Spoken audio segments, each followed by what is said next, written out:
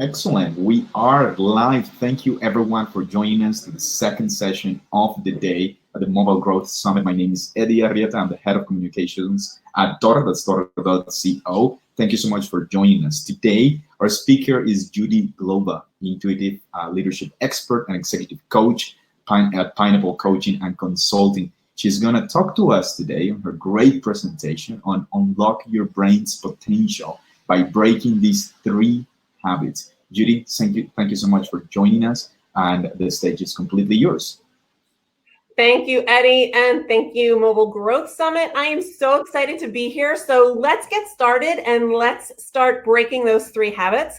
So what I want to do first is to really think about, what is the fact that, you have this mental fog that's going on right now, right? There's so much going on.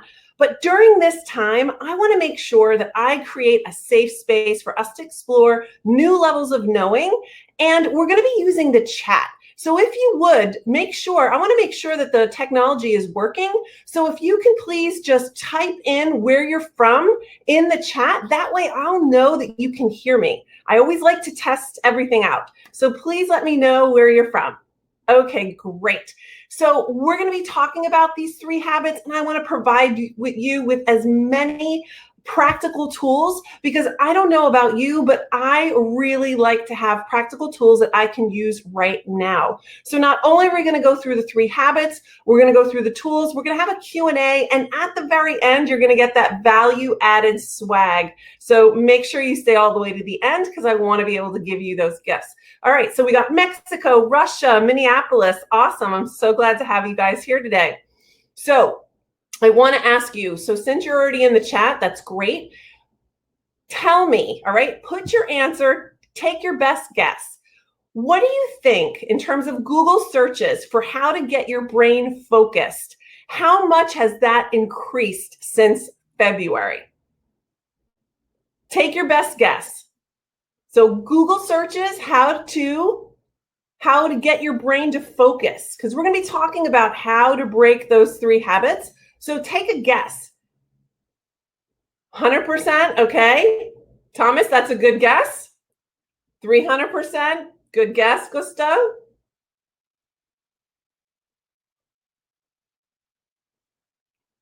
347%. I love the accuracy of that. So I actually want to give the prize to Gusto. Actually, it is 300%. So when we think about this topic of unlocking your brain, this is something that we know people are searching for. We know because it has increased 300%. People are feeling, yeah, exactly, Gusto. Let's definitely celebrate that. Because here's the thing, we already know unconsciously that we have to be able to focus in these times. And being able to do that, we want to make sure that we are getting as many tools as possible. That's why I am here today, and I'm so passionate about this topic. Now, the second question that I want to ask you is based on a global survey. Think about the percentage of employees who said that they're feeling overwhelmed and significantly less productive as a result of working from home because of all this pandemic-related distractions. So give your guess on this one. What do you think in terms of percentage from 0 to 100? What do you think the percentage of employees feel overwhelmed and significantly less productive? Put your guess in the chat.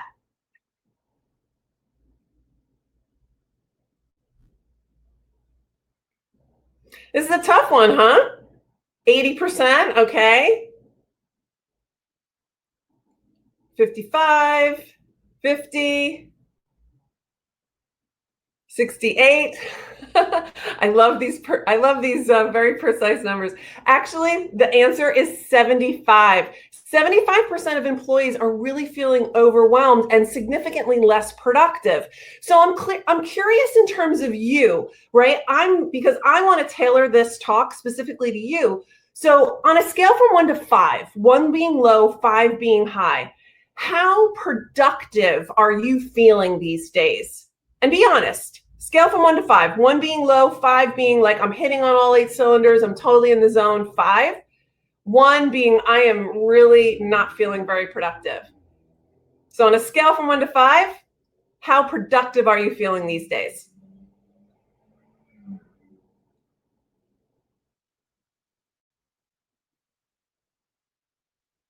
Four, 3, 5. Wow. Okay.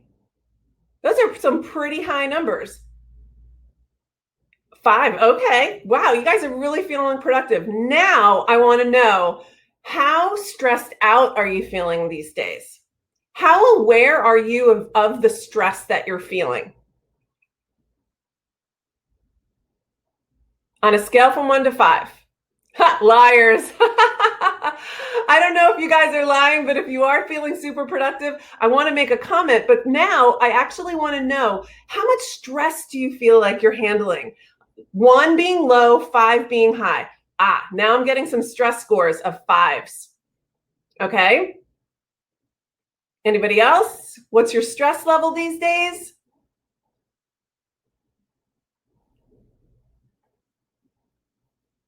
5, 4, 4. Okay. 4, stress, 4 to 5.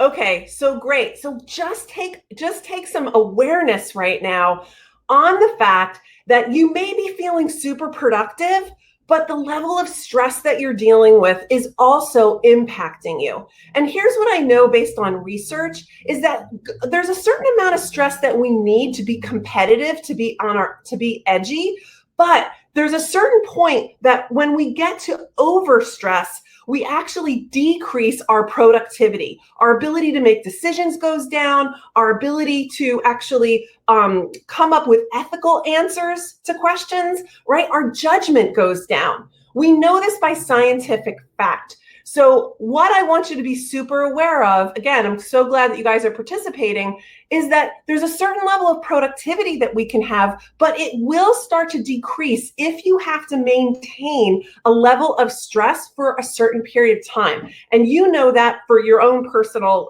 experience, right? I don't want you to believe a word I say today. I really want to make this about your personal awareness and your self-awareness about who you are. So with that said, just a little brief background about me. I was in the corporate world for 17 years, and I have to say that my biggest challenge was being a perfectionist and being a control freak and trying to do both at the same time.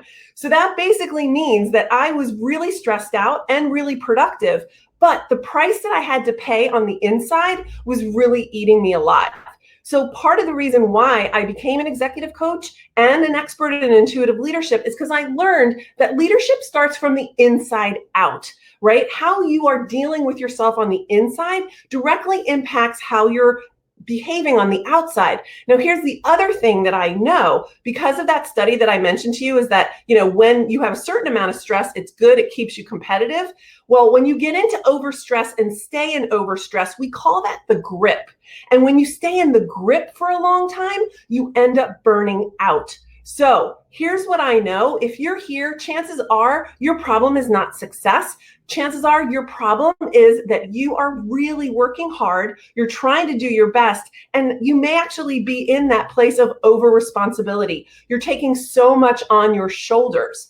And when you do that, you again increase that likelihood that you're going to be in that high stress zone and you're going to be in the grip if you stay there for long periods of time.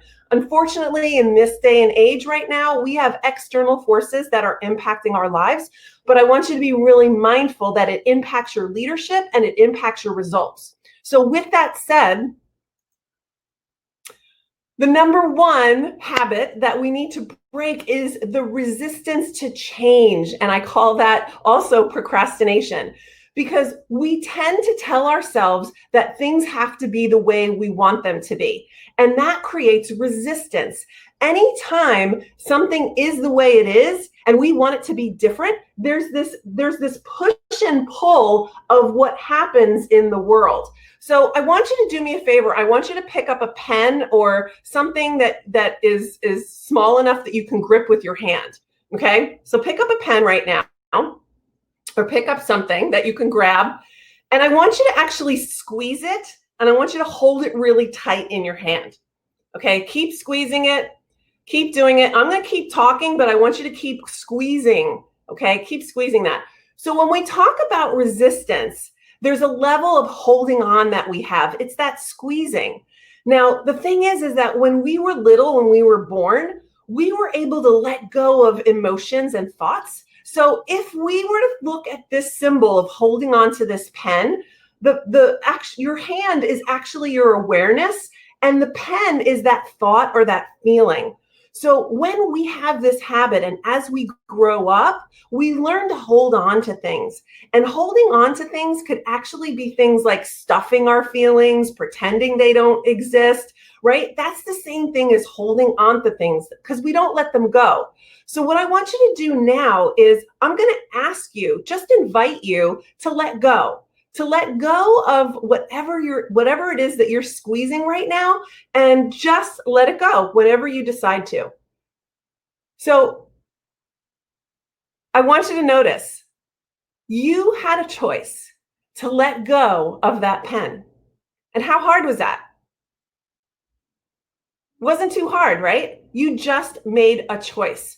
So resistance is when we hold on to things, we hold on to thoughts and beliefs. So I'll give you an example. One of my clients, she was really dealing with a tough employee that she had, and she felt that she only had one thing to do. She's like, I have to get rid of this person. This isn't working out. And then I said to her, I'm like, well, let's actually unpack what the challenge is. And she said, well, we keep on having this ongoing conflict and it doesn't get resolved. So she said, there's times that I just keep pushing harder and harder, and then I just give up. And I'm like, wow, isn't there another option there? So here's what I want you to know about resistance. When we look at resistance, if we think we only have one option, we're hopeless and we feel like we're totally screwed. Okay? Number one. If we have two choices, if we have two different choices, we have that dilemma. Just like my client, she felt like she had to push harder and harder, or she felt like she was just going to quit and give up. So we go through this dance. That's what resistance is. We have attachment and aversion. We have this push-pull. It's that damned if I do and damned if I don't. So if you think about how that happens to you in your personal life, when you only think that you have those two choices, it's black and white. So when we get there, we have a dilemma and we feel stuck. Now, when we have three or more choices, now you have options. So this is the first practical tool that I want to give you right now. So whenever you get into this place of feeling like you're stuck and you don't have anywhere to go, and you either feel like you're totally screwed, or if you do or if you don't, you're in that black and white space, I want you to actually take a piece of paper and force yourself to come up with at least three choices, at least three. Because here's what I know about our brains. Once we create an opportunity for our brains to open up and actually have more than two options, that's when you're in resourcefulness. That's when you're actually able to grasp a different way. It starts to work with your creative mind, and it creates that opening for us to see new possibilities. Because if we are stuck in our positive mind or our negative mind, we're in those two places and they fight with each other. And we call it the crazy eight cycle, right? We push harder and harder, we give up. We push harder and harder and we give up. Let me know in the chat if you've ever had one of those experiences where you start spinning around and you only feel like you have, either one choice or two. Just give me a yes if you've ever experienced that, just to give me a sense as to who's with me right now. And the reason why, okay, great, yes, love this. Okay, so here's the reason why I also have this visual of these three doors. I want you to have an opportunity to think about how you can open up even more doors for yourself. Give yourself more options. It opens up your mind. It unlocks your mind. All right, so let's keep going. And let's go to number two. Habit number two is self-criticism, right? We kill ourselves with unkindness. We talk about it in terms of, the number one thing that I would say against this habit is you need to stop shoulding on yourself, right? We should ourselves to death. Do you realize that there are really there's this voice inside your head, and depending upon the volume of that voice, you can be telling yourself things and it's not productive.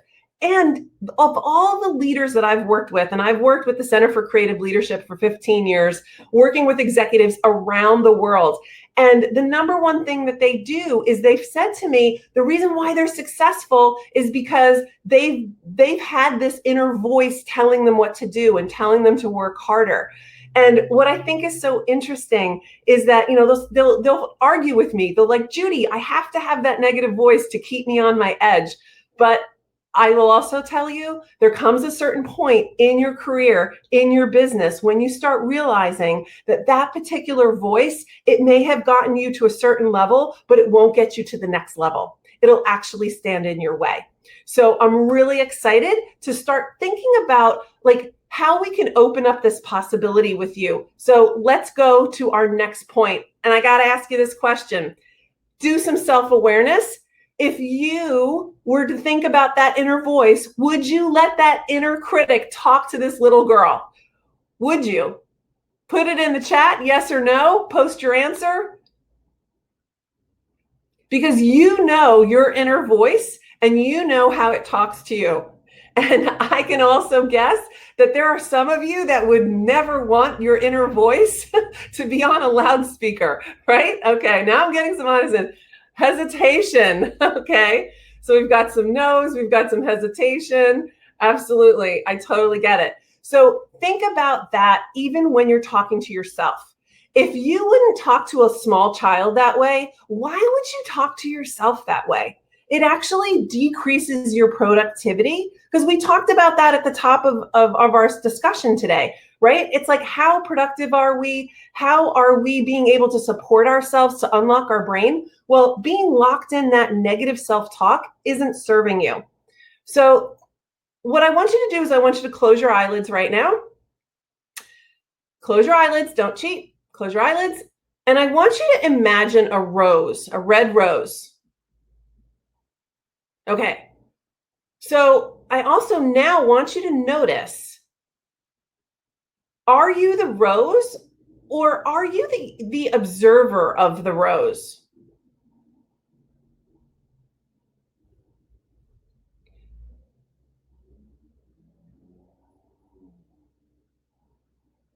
And I'm going to actually answer that question for you because it's a rhetorical question. You're actually the observer of the rose, but I want you to have the experience of noticing that point that you are viewing that rose in your mind's eye.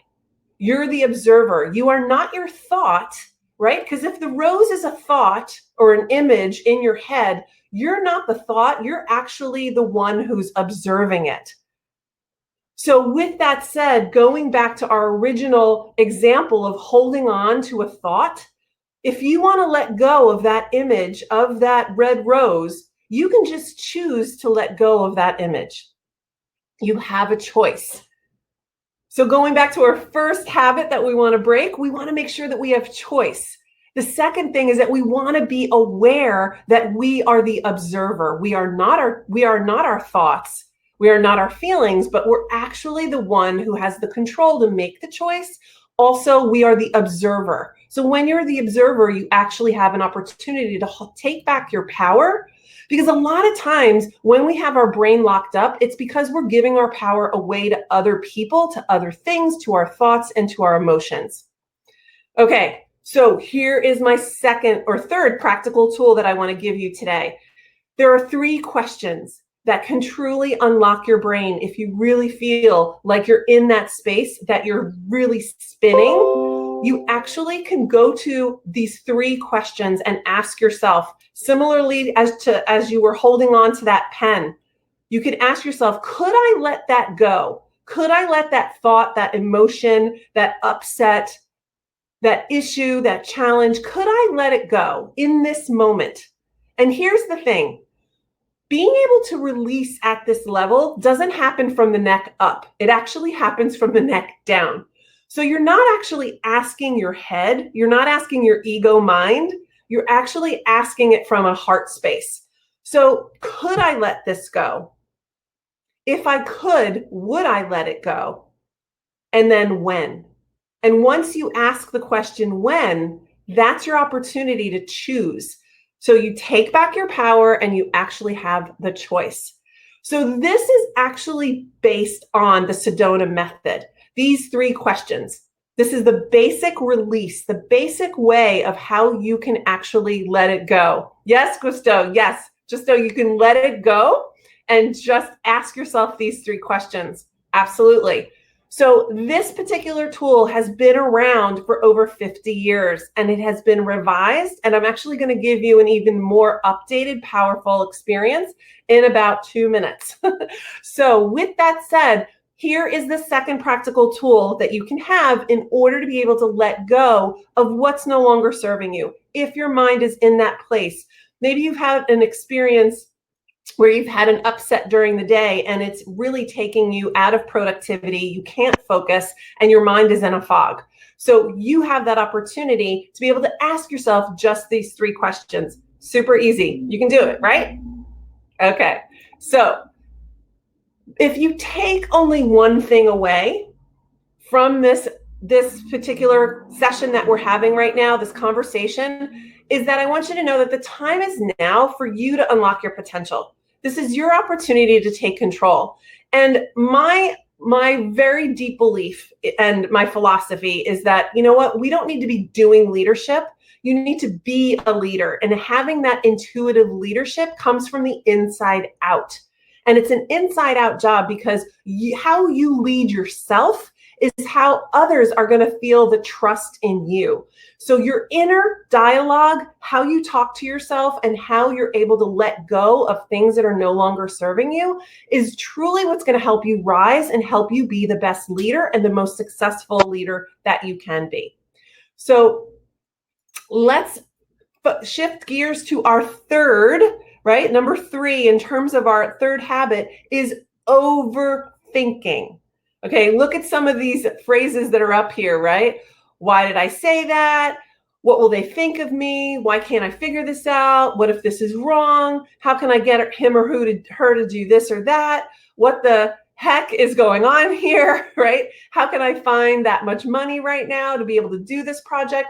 So here's what I want you to know, that there's actually been research done, and I'm not sure who did this research actually, but they say that we have between 8,000 and 80,000 thoughts per day, but we typically get stuck on 2 or 3. And those 2 or 3 that tend to get in our cycle, in our mind, they repeat over and over and over again. One of my favorite ones is definitely, why the heck did I say that? That's definitely my go-to. Now, I also want to ask you, because there is actually one particular limiting belief, or I should say one way that most people actually have those spinning thoughts. So put in the chat, what do you think is the most common thing, the most common overthinking thought that comes through our minds? Put it in the chat. Just take a guess. Take a wild guess. What do you think is the most common thought that goes through the human mind when we're overthinking?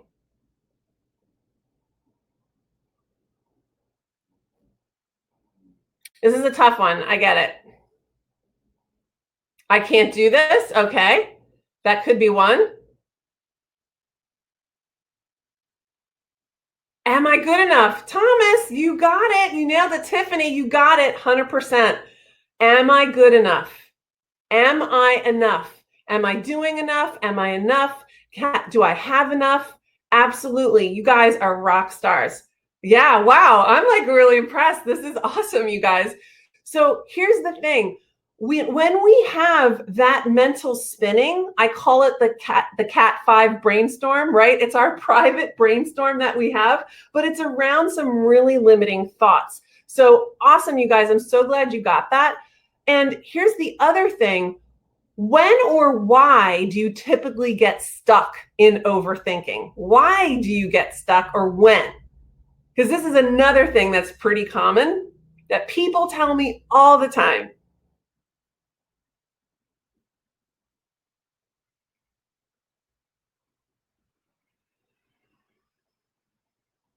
Okay, so one of the ways that people, or I should say when people get stuck in overthinking, is usually right when you're ready to go to sleep at night, because that's when your mind is actually trying to release and to rest. So there are times that we get stuck in overthinking, especially when we're trying to relax and go to sleep. That's why there's so many people that have a hard time being able to fall asleep at night. So think about how you can get this release before you go to bed. So now here are the 3 reasons why your mind spins on those thoughts of, am I enough? We tell ourselves a story and we believe it. And we really want it to be different. So we want it to change. And we also, the third hook is the one that really gets us. It's that we think it's personal. It's about us. It's our story. It's who we are. So those 3 hooks will actually keep you in that spin. So now what I want to do in our remaining time is actually give you an experience. I'm actually going to turn off my camera and I'm going to actually ask you to close your eyes. And we're going to do a release about control. And this is just a quick experience for you, but I want you to close your eyes and just allow yourself to be. And stop. And just be. And could you welcome any feeling of wanting to be in control? Any sense of not being in control? Just welcome any of that.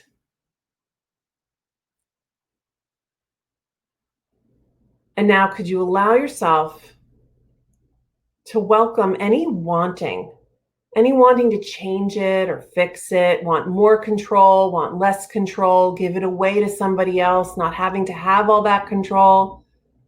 Can you just allow that to be present as much as it is?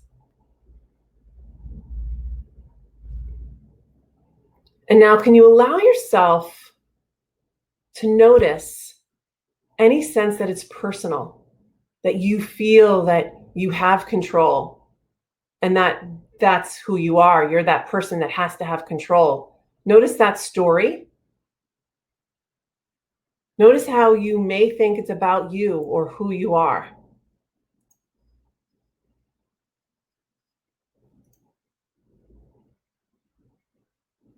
And now let's go back one more time. Can you allow yourself to welcome any sense of wanting to be in control and not having control? Any thoughts, any judgments? And can you notice how you want it to be different than it is? And can you notice, fully allow yourself to notice how it feels personal about you or who you are? And just as a choice, as best you can you allow that to let go as best you can?